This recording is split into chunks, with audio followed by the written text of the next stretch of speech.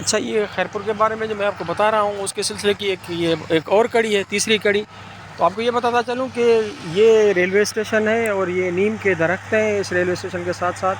وہ لال لائٹ آپ کو نظر آ رہی ہے، وہاں سے پلیٹ فارم شروع ہوتا ہے اور یہ پلیٹ فارم کے مشرق کی طرف، ریلوے لائن کے مشرق کی طرف مشرق والا جو پلیٹ فارم ہے اس کے ساتھ، اور جو مغرب کی طرف کا پلیٹ فارم ہے اس طرف نیم کے درخت لگے ہوئے ہیں جو بہت پرانے ہیں، پرانے دور کے ہیں. اور یہ تقریباً سارے ریلوے اسٹیشن جو ہیں سندھ میں ان کے ساتھ لگے ہوئے ہیں. کہیں پہ اب ہوں گے کہیں پہ نہیں ہوں گے، لیکن اس اسٹیشن پہ ابھی تک یہ موجود ہیں. ایک زمانہ تھا کہ ان کے نیچے جو ہے بینچ رکھے ہوئے تھے اور مسافر آ کے ان کے نیچے بیٹھتے تھے سائے میں. لیکن اب جو ہے وہ کوئی اتنا پکا پلیٹ فارم نہیں ہے، کافی جو ہے جب تھوڑا سا ہٹ کے کچھ جگہ پہ جہاں ہے وہاں بینچز وغیرہ رکھے ہوئے ہیں. تو باقی جو ہے وہ بس مٹی ہے، ڈسٹ ہے، تو لوگ بیٹھتے نہیں، نہ بیٹھنے کی جگہ ہے.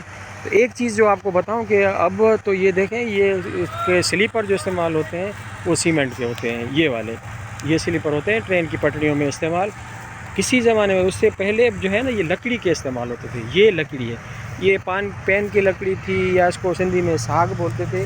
بہت قیمتی اور بہت طاقتور لکڑی تھی، اور اس کو میرے خیال میں کوئی 100 سال ہو گئے ہوں گے.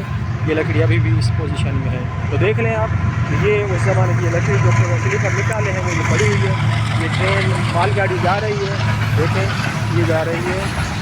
اور یہ ریلوے اسٹیشن جو ہے، یہ ریلوے لائن روہڑی سے، بلکہ پشاور سے چلتی ہے کراچی تک جاتی ہے، پھر روہڑی سے شمال جنوب کی طرف یہ بنتی ہے ٹرین. تو اس کے جو اسٹیشن جتنے بھی ہیں وہ ریلوے کے روہڑی سے آگے کراچی تک، تو تقریباً وہ ان کا جو اسٹیشن بنے ہوئے ہیں، جو آفیسز بنے ہوئے ہیں، یا جو ان کا فرنٹ ہے وہ مغرب کی طرف ہے.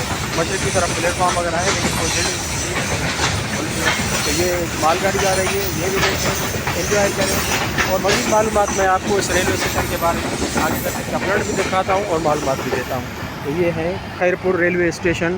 خیرپور ریاست، یہ ریاست علیحدہ ایک اسٹیٹ تھی جب انگریزوں کا دور تھا. پاکستان جب بنا تو اس وقت بھی یہ ایک الگ حیثیت سے ملک تھا، اسٹیٹ تھی. اس کا والی تھا جو حکمران تھا وہ میر علی مراد تھا. اور 1954 میں پھر یہ پاکستان کے ساتھ مرج ہوا اور پاکستان کا یہ خیرپور اسٹیٹ جو ہے وہ پاکستان کا حصہ بن گئی. ٹھیک ہے، آگے پھر چلتے ہیں اور ایک اور سلسلہ آپ کو میں دکھاؤں گا خیرپور کے بارے میں. جتنا ہو سکا، جتنی معلومات مجھے مل سکی یا میں اکٹھی کر سکا تو آپ کو دیتا رہوں گا. السلام علیکم ورحمۃ اللہ وبرکاتہ.